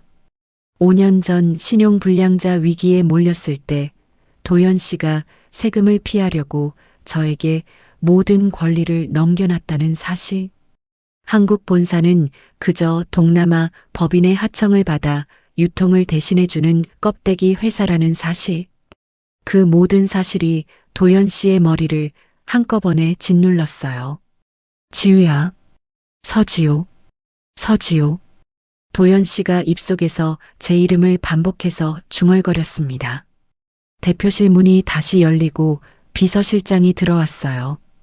이번에는 종이 한 장을 들고 있었습니다. 대표님, 이거 뭐야? 또 뭐야? 건설사 회장 쪽에서 정갈이 왔답니다. 약혼은 없던 일로 한다고요. 따님 댁에 더 이상 연락하지 말라고. 도연 씨가 비서실장의 손에서 종이를 낚아채 구겨버렸어요. 종이가 손바닥 안에서 동그랗게 뭉쳐졌습니다. 도연 씨는 그 뭉친 종이를 벽을 향해 던지고는 다시 휴대전화를 들었어요. 여보세요. 어머니, 어머니, 큰일 났어. 지금 큰일 났어. 무슨 일이야? 왜 그래? 회사가 다 무너졌어. 바이어들이 다 떨어져 나갔어. 세무조사도 들어왔어. 수화기 너머의 시어머니가 잠시 침묵했습니다. 그러더니 다시 한번 다그치는 목소리로 물었어요. 무슨 소리야? 정신 차리고 말해. 회사가 어떻게 무너져? 어머니, 동남아 법인 말이야. 지우 이름으로 된 그 법인. 거기서 우리 판권을 다 회수해 갔어. 수화기 너머에서 시어머니가 숨을 들이마시는 소리가 길게 들렸습니다. 그리고는 한참 동안 아무 말도 없었어요. 지우 이름이라고. 도연아, 그게 무슨 소리야? 우리 회사가 왜 그년 이름으로? 내가 5년 전에 그년 이름으로 돌려놨었어. 신용불량 피하려고. 어머니가 그때 알고 있었잖아. 내가 언제 알고 있었어. 너 혼자 한 짓이지. 시어머니의 목소리가 갈라지기 시작했습니다. 도연 씨는 그제야 시어머니의 목소리가 처음으로 흔들리는 걸 들었어요. 어머니, 어떡해. 나 어떡해. 이 년이, 이 못된 년이. 그러니까 처음부터 내가 쫓아내자고 할 때 진작에 깔끔하게 처리했어야지. 도장 찍기 전에 그년 명의부터 다 돌려놨어야지. 어머니, 지금 그 소리가 무슨 소용이야. 도연 씨가 통화 종료 버튼을 거칠게 눌렀습니다. 대표실 창밖으로 강남의 풍경이 펼쳐져 있었어요. 저녁 햇살이 빌딩 유리창에 부딪혀 붉게 부서지고 있었죠. 도연 씨는 그 풍경을 멍하니 내다봤어요. 같은 시각 저는 비행기 창밖으로 노을이 지는 하늘을 바라보고 있었습니다. 구름 위로 펼쳐진 붉은 빛이 어찌나 곱던지요. 저는 샴페인 잔을 들어 입가에 대고 작게 입을 열었어요. 잘 들어가 강도연. 옆자리는 비어 있었고 제 말소리를 들은 사람은 아무도 없었어요. 저는 잔에 남은 샴페인을 모두 비우고 좌석 등받이를 천천히 뒤로 젖혔습니다. 싱가포르까지는 아직 5시간이 더 남아 있었어요. 저는 눈을 감았습니다. 오랜만에 길고 깊은 잠을 자고 싶었어요. 싱가포르 창이 공항에 도착한 다음 날 아침, 저는 마리나 베이가 한눈에 내려다 보이는 호텔 객실에서 눈을 떴습니다. 침대 옆 협탁 위에는 어젯밤 제임스가 보내준 서류 봉투가 놓여 있었어요. 싱가포르 법인의 임시 사무실 주소와 첫 출근 일정이 적힌 종이었죠. 저는 잠옷 차림으로 창가에 다가가 커튼을 활짝 걷었습니다. 이른 햇볕이 거실 안으로 쏟아져 들어왔어요. 룸서비스로 시킨 아침 식사가 막 도착했을 때 휴대전화가 울렸습니다. 제임스였어요. 지우, 한국 쪽 소식 들어왔어. 듣고 싶어. 응, 말해줘. 아침 먹으면서 들을게. 풍성건설 회장 집안에서 어제 저녁 9시쯤 도연이한테 정식으로 파혼 통보 보냈어. 변호사 명의로 내용 증명까지 보냈더라고. 오유라 본인은 SNS 계정도 비공개로 돌리고 잠적했어. 어머니랑 같이 미국으로 잠깐 나간다는 소식까지 흘러나오는 모양이야. 저는 토스트를 한 입 베어 물고 천천히 씹었어요. 한정판 스포츠카 그건 어떻게 됐어? 오늘 아침에 캐피탈 직원이 시댁본가 앞에 들이닥쳤대. 회사 법인 명의로 리스된 차였잖아. 회사 자산이 모조리 가압류 들어가니까 캐피탈이 제일 먼저 움직였어. 시어머니가 보는 앞에서 차를 견인해 갔다더라고. 시어머니가 그 자리에 있었어. 있었지. 오유라 어머니가 새벽에 시어머니한테 명품들을 시댁 대문 앞에 다 던지고 갔거든. 시어머니가 그 명품 가방이랑 시계 줍고 있는데 캐피탈 직원들이 와서 차까지 끌고 갔대. 저는 잠깐 토스트 씹는 걸 멈췄습니다. 시어머니가 강남 한복판 대문 앞에서 명품 가방을 줍고 있는 광경이 머릿속에 그려졌어요. 그 자리에서 시어머니가 어떤 표정을 지었을지 상상하니 입가에 옅은 미소가 떠올랐습니다. 제임스, 그 다음은 시어머니가 갑자기 뒷목 잡고 쓰러졌다는 소식까지 들어왔어. 큰일은 아니고 잠깐 정신을 잃었던 모양이야. 도연이가 119 불러서 응급실 다녀왔다는 것까지 확인했어. 그래. 도연이는 지금 사채업자들 만나려고 여기저기 뛰어다니는 중인데 담보 하나 없는 빈털터리한테 돈 빌려줄 사람이 어디 있겠어. 어제 만났던 사채업자가 도연이한테 신변 위협까지 했다는 정보도 있어. 저는 식사를 마치고 커피를 한 모금 마셨습니다. 제임스, 한 가지 더 부탁할 게 있어. 말해. 강남 아파트, 시어머니가 거기 찾아가서 다시 가져가겠다고 난리 칠 거야. 매수한 투자법인 쪽에 미리 언질 좀 줘줘. 그쪽이 정상적으로 합법적으로 매수했다는 거 명확히 해두자. 이미 매수법인 쪽 변호사한테 연락 넣어놨어. 그쪽도 만반의 준비 다 해두고 있어. 시어머니가 와도 문 안 열어주고 경찰 부를 거야. 저는 통화를 끊고 한참 동안 창밖을 내다봤어요. 싱가포르의 하늘은 한국의 가을 하늘과는 다르게 뜨겁고 푸르렀습니다. 저는 욕실로 들어가 샤워를 했어요. 거울 앞에서 머리를 말리며 콧노래를 부르고 있는 저 자신을 발견했습니다. 7년 만에 처음 들어보는 제 콧노래 소리였어요. 그날 저녁 시어머니는 마지막 동아줄을 잡는 심정으로 강남 재건축 아파트로 향했습니다. 택시에서 내려 아파트 출입구로 향하는 시어머니의 걸음은 위태로워 보였죠. 입주민 카드키를 대니 삑소리와 함께 빨간 불이 들어왔어요. 시어머니는 카드를 몇 번이나 다시 댔지만 매번 같은 소리만 났습니다. 경비실에서 경비원이 다가왔어요. 어떻게 오셨어요? 여기 제 아들네 집이에요. 며느리가 살고 있을 텐데요. 어느 호수죠? 시어머니가 호수를 댔습니다. 경비원이 단말기를 들여다보더니 고개를 들었어요. 그 호수는 며칠 전에 명의가 바뀌었습니다. 지금은 다른 법인 소유로 되어 있어요. 입주민도 거주하지 않는 걸로 알고 있고요. 뭐라고요? 명의가 바뀌었다고요. 네. 정상적으로 매매 등기가 끝났고요. 매수인 측에서 당분간 출입 통제 요청을 해두셨습니다. 시어머니가 그 자리에서 두 손으로 머리를 감싸 쥐었어요. 경비원이 어쩔 줄 몰라 하며 시어머니를 부축하려 했지만 시어머니는 그 손을 거칠게 뿌리쳤습니다. 그년이 아파트까지 팔아치웠어. 그년이. 시어머니는 비틀거리며 아파트 단지를 빠져나왔어요. 도로변 가로등 아래 주저앉아 한참을 일어나지 못했습니다. 지나가던 행인이 괜찮으시냐고 물었지만 시어머니는 손사래만 쳤어요.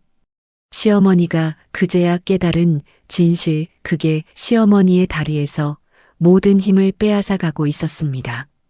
자신과 도연이가 멍청하다고 무시했던 며느리, 그 며느리가 자신들이 던진 강남 아파트마저 합법적으로 처분의 현금으로 챙겨들고 사라졌다는 진실이었죠. 시어머니는 가로등 아래서 휴대전화를 꺼냈어요. 저장된 제 번호를 눌러봤지만 통화 연결이 되지 않았습니다. 이틀이 지났어요. 제 싱가포르 휴대전화에 모르는 번호로 전화가 한 통 걸려왔습니다. 저는 화면을 한번 슬쩍 본 뒤 받지 않았어요. 1분 뒤 다시 전화가 왔어요. 또 받지 않았습니다.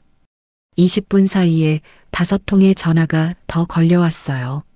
저녁이 되자 부재중 표시가 30통을 넘어가 있었습니다. 시어머니와 도연 씨가 흥신소를 통해 어떻게든 제 새 번호를 알아낸 모양이었어요. 저는 휴대전화를 식탁 위에 올려놓고 무음으로 돌렸습니다. 화면이 깜빡거리며 계속 전화가 들어오는 게 보였어요. 그날 밤 늦게 부재중 전화는 70통을 넘어섰어요. 음성 메시지도 함께 쌓여 있었습니다. 저는 와인 한 잔을 손에 들고 호텔 객실 거실 소파에 앉았어요.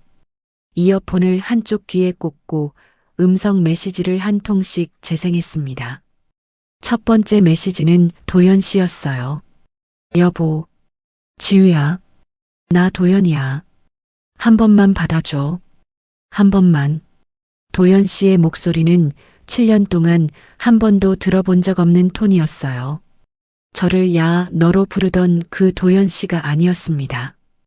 음성 메시지가 이어졌어요. 지우야, 내가 미안해. 내가 정말 미안해. 어머니가 시킨 일이었어. 내가 약했어. 내가 정말 잘못했어. 한 번만 살려줘. 회사 판권만 다시 넘겨주면 내가 평생 내 발밑에 엎드려서 살게. 진짜야. 평생 내 종으로 살게. 저는 와인을 한 모금 머금고 다음 메시지를 재생했어요. 여보, 지우야. 거기 듣고 있는 거 알아. 내가 잘못했어. 정말 잘못했어. 7년 동안 네가 나한테 한 거 다 알아.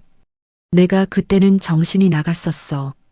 어머니가 자꾸 옆에서 부추기니까 내가. 도연 씨의 목소리가 흐느낌으로 바뀌었어요. 저는 와인 잔을 천천히 흔들며 다음 메시지를 눌렀습니다. 이번엔 시어머니였어요. 우리 며느리. 아가야. 저는 메시지를 잠시 멈췄습니다. 와인 잔을 식탁에 내려놓고 자세를 고쳐 앉았어요. 시어머니의 입에서 우리 며느리, 아가야 라는 말이 나온 건 7년 동안 한 번도 없었습니다. 저는 메시지를 다시 재생했어요. 아가야, 이 어미가 잘못했다. 내가 그때 정신이 어떻게 됐었나 봐. 너 같은 며느리를 어디서 다시 만나겠니? 우리 아가, 이 늙은이 한 번만 살려줘. 우리 도연이도 살려줘. 응. 늙은이가 무릎이라도 꿇을게. 부탁이야. 아가야. 시어머니의 목소리가 갈라지더니 흐느낌으로 바뀌었어요. 저는 그 흐느낌을 끝까지 들었습니다. 중간에 끊지 않았어요. 시어머니가 숨을 헐떡이며 한참을 울다가 메시지가 끊겼습니다. 다음 메시지가 자동으로 재생되었어요. 또 시어머니였습니다. 아가, 우리 아가. 내가 명품도 다 갖다 주마. 통장도 다 갖다 주마. 그러니까 한 번만 도연이 회사 살려줘. 도연이가 감옥 가게 생겼어. 아가, 도연이는 내 남편이잖니. 내 남편이잖아. 저는 거실 창문을 열었어요. 마리나 베이의 야경이 펼쳐졌습니다. 거대한 호텔 건물 위로 레이저 쇼가 펼쳐지고 있었어요. 저는 창가에 기대어 음성 메시지를 끝까지 들었습니다. 70통의 부재중 전화, 그 안에 담긴 메시지들을 한 통도 빠짐없이 들었어요. 도연 씨와 시어머니의 호칭이 어떻게 변해 있는지가 가장 흥미로웠습니다. 저를 거지 같은 개라고 부르던 시어머니가 우리 아가라고 부르고 있었어요. 저를 야 너라고 부르던 도연 씨가 여보라고 부르고 있었습니다. 사람의 말이라는 게 이렇게나 손바닥 뒤집듯 바뀔 수 있는 거였구나. 새삼 신기했어요. 마지막 메시지를 다 듣고 저는 휴대전화를 식탁에 내려놓았습니다. 와인 잔을 다시 들고 창가로 다가갔어요. 바람이 시원하게 불어왔습니다. 저는 잔을 들어 마리나 베이의 야경을 향해 가볍게 흔들었어요. 잘 들었어요. 두 분. 저는 혼잣말을 했습니다. 아무도 듣지 않는 그 말이 어찌나 후련하게 입에서 빠져나오던지요. 저는 와인을 한 모금 더 마셨어요. 입안에 머금은 와인이 따뜻하게 퍼졌습니다. 휴대전화 화면이 또 깜빡였어요. 이번엔 도연 씨한테서 온 메시지였습니다. 화면을 슬쩍 보니 살려달라는 단어가 보였어요. 저는 화면을 손가락으로 한번 쓸어 메시지를 닫았습니다. 답장은 하지 않았어요. 답장을 할 만한 가치도 없는 메시지였거든요.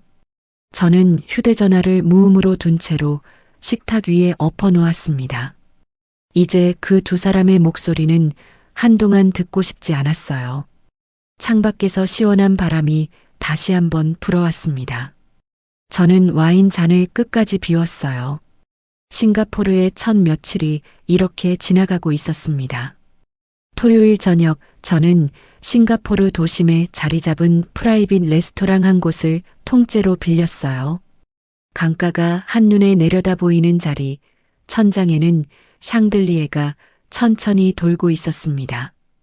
입구에서부터 제임스가 양복 차림으로 손님들을 맞고 있었어요.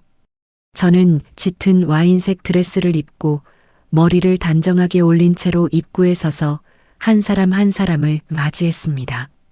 가장 먼저 도착한 손님은 동남아 메인 바이어 중 한 분인 응우옌 사장이었어요.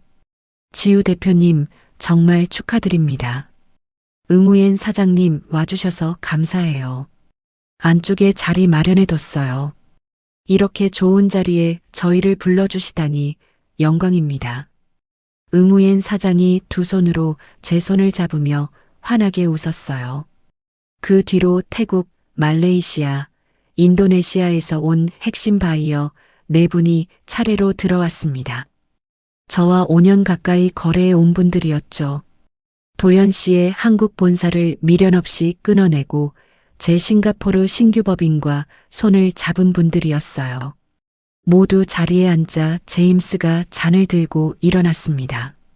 여러분, 오늘 우리가 모인 자리는 단순한 사업 파티가 아닙니다. 지우 대표가 7년 동안 묵묵히 일궈온 사업이 진짜 주인 손으로 돌아간 걸 축하하는 자리예요. 맞습니다. 응우옌 사장이 잔을 들어 동의했어요. 인도네시아의 사르토노 사장도 고개를 끄덕이며 말을 보탰습니다. 솔직히 저희끼리 모이면 늘 그런 얘기를 했어요. 일은 다 지우 대표가 하는데 사이는 왜 다른 사람이 하느냐고요. 그러게 말이에요. 강도연 그 사람은 만날 때마다 약속을 두세 번씩 어겼습니다.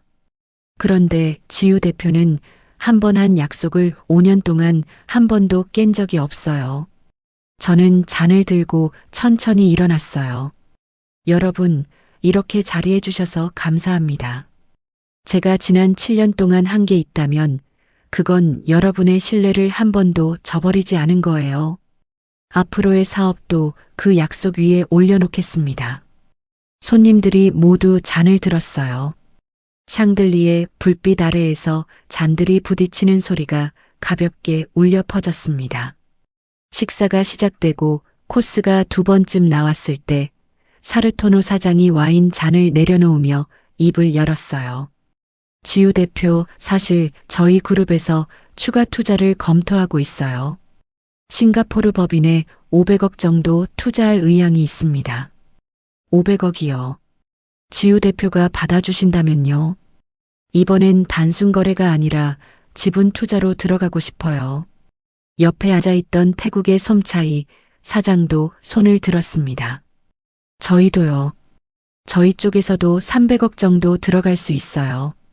같이 가시죠. 저는 와인 잔을 천천히 입가에 가져갔다가 내려놓았어요.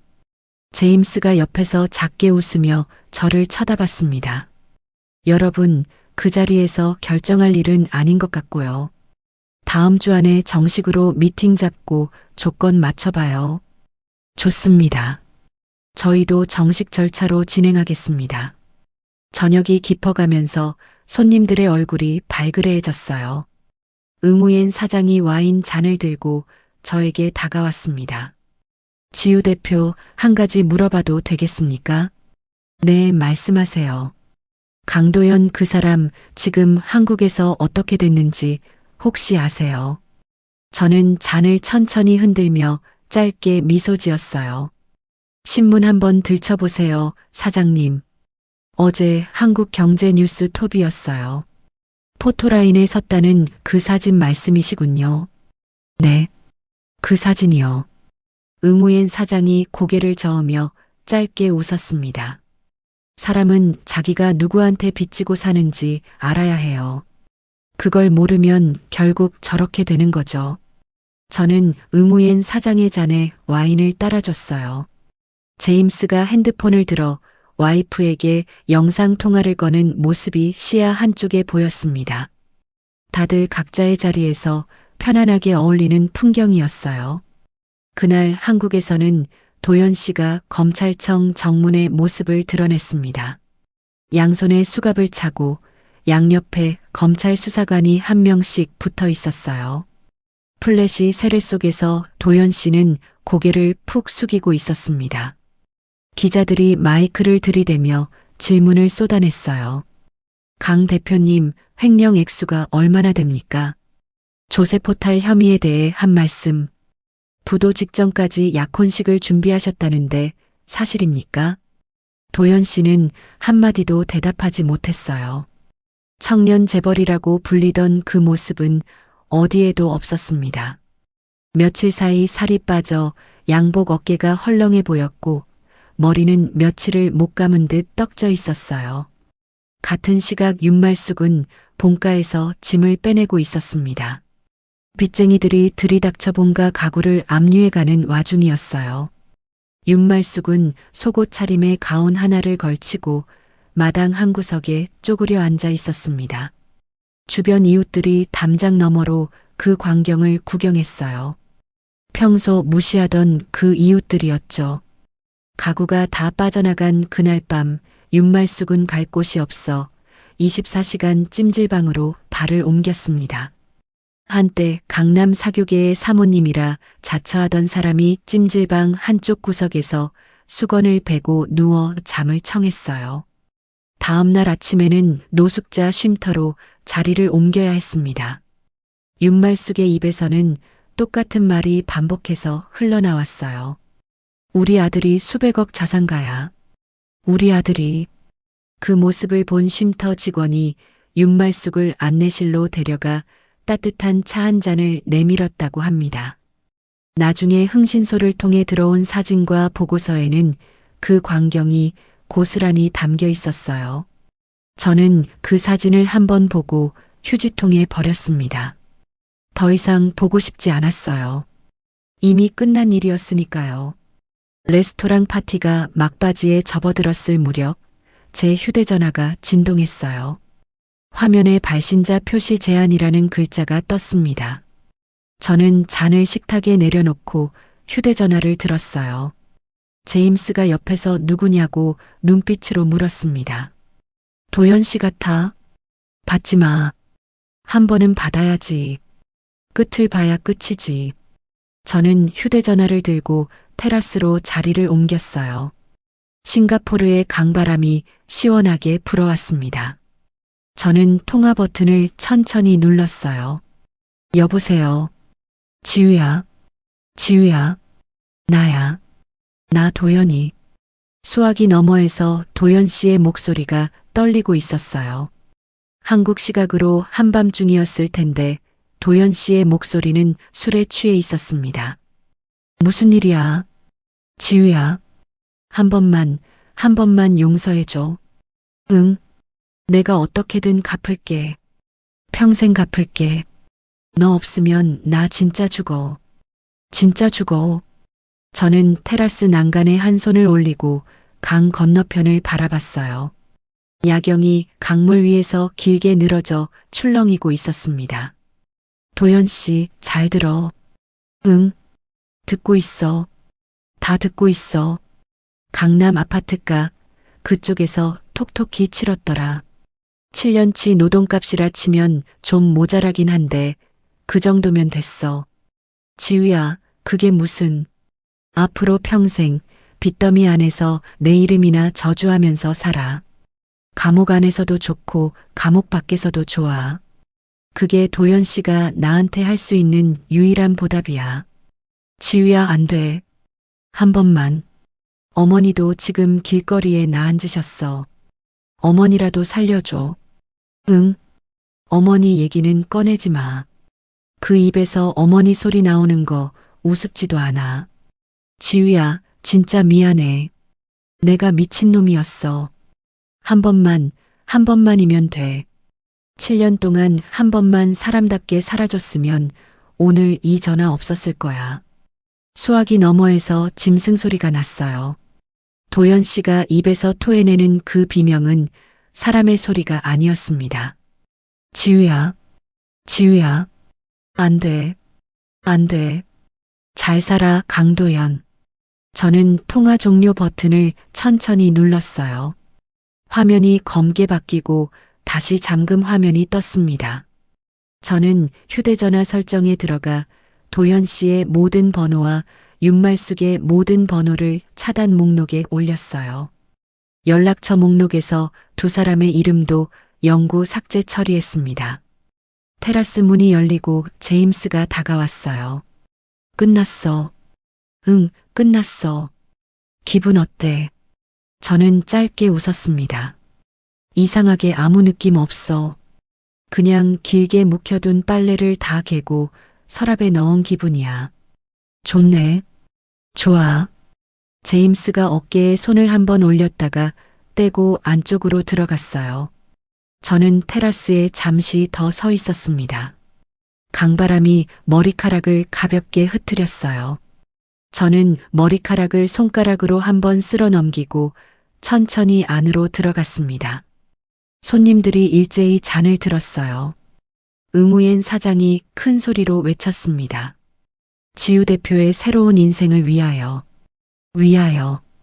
잔들이 부딪히는 소리가 다시 한번 레스토랑 안에 울려 퍼졌어요. 저는 잔을 들고 한 모금을 천천히 마셨습니다. 와인 맛이 그 어느 때보다 깊고 진했어요. 테이블 한쪽에서 사르토노 사장이 농담을 던졌고 다들 웃음을 터뜨렸습니다. 저도 그 웃음에 자연스럽게 섞여 들어갔어요. 한국에서 7년 동안 한 번도 들어본 적 없는 제 웃음소리가 그 안에 들어 있었습니다. 저는 자리에 앉아 메인 요리가 나오기를 기다렸어요. 창밖으로 마리나 베이의 야경이 끝없이 펼쳐져 있었습니다. 파티는 그 야경 위에서 새벽까지 이어졌어요. 1년이 흘렀습니다. 싱가포르의 사무실 창밖으로 적도의 햇살이 깊숙이 들어왔어요. 저는 책상 위에 놓인 신간 경제 매거진을 손가락으로 천천히 쓰다듬었습니다.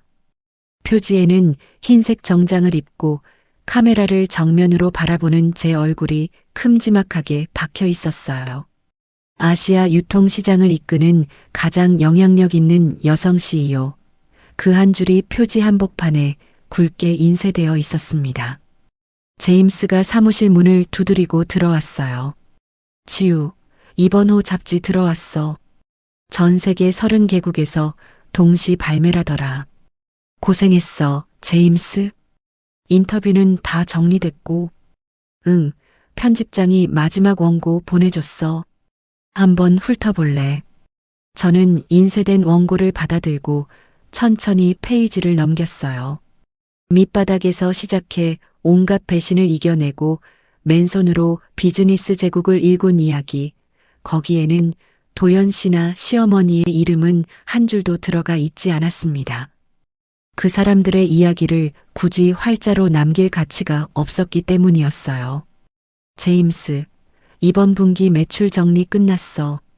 아시아 쪽 매출만 1,300억이야. 유럽 쪽에서 새로 들어온 명품 브랜드 두 곳 합치면 연간 매출 3천억 넘기는 거 문제 없어 보여. 3천억. 네가 한국에서 일하던 시절 도연이 회사 전체 매출의 5배야. 저는 짧게 웃었어요. 숫자 자체가 주는 만족감보다는 그 숫자가 누구의 손으로 만들어졌는지가 더 중요했습니다. 저는 잡지를 책상 한쪽에 가지런히 놓고 의자에 등을 기댔어요. 오후 미팅이 끝나고 저녁 무렵 제임스가 사무실로 들어와 작은 봉투 하나를 책상에 올려놓았습니다. 한국에서 들어온 자료야. 보고 싶어 할 것 같아서. 또 그 사람들 소식이야. 마지막 정리야. 이것만 보고 더 이상 보고하지 말라고 할게. 저는 봉투를 열어 안에 든 종이를 천천히 펼쳤어요. 한국의 법조 기자가 정리해 보내준 짧은 요약문이었습니다. 도연 씨가 결국 1심에서 징역 8년을 선고받았다고 적혀 있었어요. 횡령과 배임, 조세포탈, 사문서 위조에 이르기까지 죄목이 줄줄이 늘어서 있었습니다. 추징금은 평생 갚아도 모자랄 액수였어요. 도연 씨는 경기도의 한 교도소 독방에서 복역 중이라고 했습니다. 두 번째 종이에는 시어머니의 근황이 적혀 있었어요. 시어머니는 중증 치매 판정을 받고 충청도의 한 외진 요양원에 들어갔다고 했습니다. 아들의 면회는커녕 자기 이름도 가물거리는 상태였어요. 요양원 직원의 증언에 따르면 시어머니는 매일 허공을 향해 지우야 잘못했다.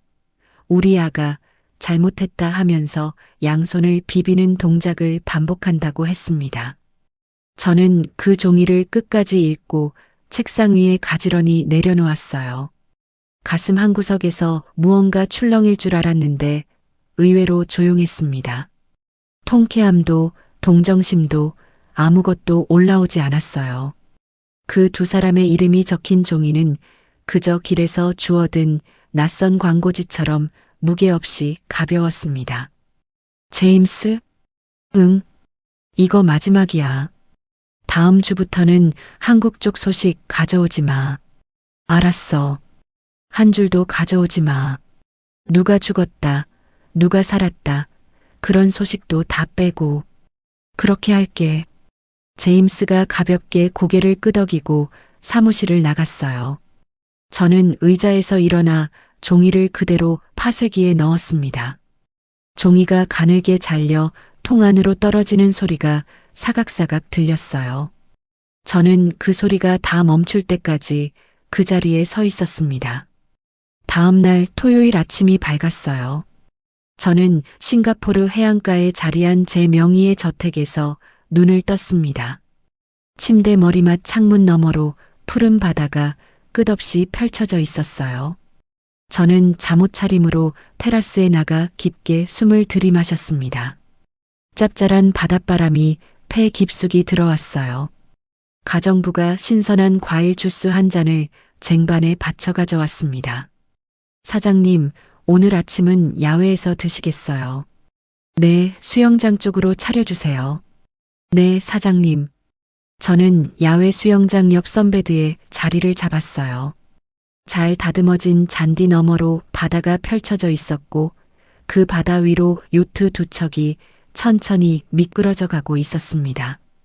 가정부가 차려준 아침 식사는 갓 짜낸 망고 주스 한 잔과 노릇하게 구운 토스트, 그리고 신선한 과일 한 접시가 전부였어요.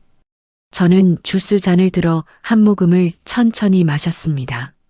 수영장 수면이 잔잔하게 흔들리고 있었어요. 저는 그 수면 위로 비치는 제 얼굴을 가만히 들여다봤습니다. 머리는 어깨선에서 단정하게 잘려 있었고 얼굴은 햇볕에 살짝 그을려 건강한 빛을 띠고 있었어요. 무엇보다 눈빛이 달랐습니다. 1년 전 한국에서 시댁 대문 밖에 쪼그리고 앉아있던 그 여자의 눈이 아니었어요. 저는 수면에 비친 제 얼굴을 향해 작게 웃었습니다. 오랫동안 누군가의 며느리, 누군가의 아내, 누군가의 살림꾼이라는 이름으로만 불렸던 시간이 떠올랐어요. 이제 저는 그저 서지유였습니다. 누구의 어떤 사람도 아닌 그냥 서지유 한 사람이었어요. 진정한 복수가 무엇인지 1년 동안 천천히 깨달았습니다. 저를 버린 사람들을 미워하는데 에너지를 쓰는 일은 결국 그 사람들에게 제 시간을 더 내어주는 일이었어요. 그건 복수가 아니라 또 다른 형태의 종속이었습니다. 진짜 복수는 그 사람들 없이도 제 인생이 이렇게나 환하고 빛난다는 걸 스스로 살아내며 증명하는 거였어요. 대문 너머로 차 한 대가 천천히 들어오는 소리가 들렸습니다. 제임스의 차였어요. 잠시 후 제임스가 가벼운 셔츠 차림으로 정원을 가로질러 들어왔습니다. 손에는 종이 가방 2개를 들고 있었어요. 지우, 좋은 아침. 좋은 아침, 제임스. 그게 다 뭐야? 브라질 파트너가 보내준 선물. 너 좋아하는 그 원두야. 오, 들어왔어. 고마워. 제임스의 뒤로 새로운 글로벌 파트너 2명이 함께 들어왔어요. 독일의 명품 가구 브랜드 대표인 한스 씨와 프랑스 와인 유통그룹의 마리 씨였습니다. 오늘 점심을 함께 하기로 한 분들이었어요. 한스 씨가 환하게 웃으며 손을 내밀었습니다. 지우 대표, 저택이 정말 멋지네요. 환영해요, 한스 씨. 자리에 앉으세요. 마리 씨는 손에 들고 있던 와인 상자를 가정부에게 건네며 인사를 했어요. 지우 대표, 오늘 우리 회사가 가장 자랑하는 와인 2병을 가져왔어요. 감사해요, 마리. 점심에 같이 열어봐요. 저는 손님들을 야외 식탁 쪽으로 안내했습니다. 가정부가 식탁 위에 3잔을 차려놓고 점심 메뉴를 가져왔어요. 싱가포르 현지의 신선한 해산물에 한국식 양념을 가미한 메뉴였습니다. 한스 씨가 음식 사진을 한 장 찍더니 감탄했어요. 이 음식 정말 흥미롭네요. 한국 사람만이 만들 수 있는 풍미예요. 제가 한국에서 살 때 배운 양념이에요. 좋은 건 어디서든 가져와야죠. 마리 씨가 와인 잔을 들었습니다. 지우 대표, 이번 분기 유럽 매출 보고 진짜 놀랐어요. 한 분기에 그렇게 키워낼 줄은 우리도 예상 못했거든요. 좋은 파트너분들이 있어서 가능한 일이에요. 우리도 더 큰 규모로 지우 대표와 함께 일하고 싶어요. 다음 분기에 정식 계약 제안서 보내드릴게요. 저는 잔을 들고 천천히 미소 지었어요. 1년 사이에 저는 이만큼 멀리 와 있었습니다. 지구 반대편에서 온 사람들이 제 식탁에 앉아 와인 잔을 들고 있었어요. 저는 그분들 앞에서 한 번도 위축되지 않았습니다. 식사가 끝날 무렵 제임스가 잔을 들고 일어났어요. 지우 대표의 새로운 한 해를 위하여. 잔들이 부딪히는 소리가 정원 위로 가볍게 퍼져나갔습니다. 저는 잔을 들고 한 모금을 천천히 마셨어요. 와인 맛이 입안에서 깊게 퍼졌습니다. 저는 수영장 너머의 바다를 다시 한번 바라봤어요. 요트 한 척이 새로 수평선 쪽으로 미끄러져 가고 있었습니다. 7년의 결혼 생활을 견디며 묵묵히 살았던 그 시절의 저에게, 그리고 1년 전 시댁 대문 밖 시멘트 바닥에 쪼그리고 앉아있던 그 저에게 저는 마음속으로 짧은 인사를 건넸어요. 고생했어. 잘 견뎠어. 손님들이 다시 잔을 부딪히며 웃었습니다. 저는 그 웃음 속에 자연스럽게 섞여 들어갔어요. 누구의 그늘에도 가려지지 않은 그 자리에서 저는 제 인생의 새막을 향해 천천히 잔을 들어 올렸습니다. 햇살이 어깨 위로 따뜻하게 내려앉았어요. 바람이 정원의 야자수 잎사귀를 살랑살랑 흔들었습니다. 저는 자리에 앉아 잔을 식탁에 가만히 내려놓았어요. 이제부터 펼쳐질 시간이 얼마나 길고 환할지 저는 굳이 짐작하려 들지 않았습니다. 그저 오늘 하루를, 이 점심 한 끼를 충실히 살아내면 그걸로 충분했어요. 가정부가 디저트를 들고 식탁으로 다가왔습니다. 한스 씨가 음식 사진을 한 장 더 찍었고 마리 씨는 다음 와인 병의 코르크를 천천히 따고 있었어요. 제임스가 옆에서 농담을 던지고 다들 웃음을 터뜨렸습니다. 저는 그 웃음을 들으며 잔을 들었어요. 입가에 잔잔한 미소가 떠올랐습니다. 시청자 여러분, 어떻게 보셨나요? 저는 이 사연을 읽으면서 가슴 한쪽이 참 저렸습니다. 서지우 씨가 되찾은 건 강남 아파트도 수천억 매출의 회사도 아니었어요. 7년 동안 식모처럼 살면서 잃어버렸던 나라는 사람, 그 한 사람을 되찾은 거지요. 인생 한 번 살면서 누구 발밑에 깔려 살 이유는 어디에도 없어요.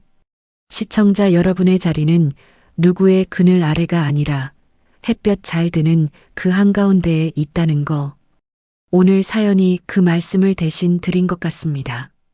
오늘 사연이 시원하셨다면 구독과 좋아요 꼭 눌러주시고요. 이야기를 끝까지 들어주신 분이 계시다면 잘 들었다고 댓글 하나만 남겨주세요.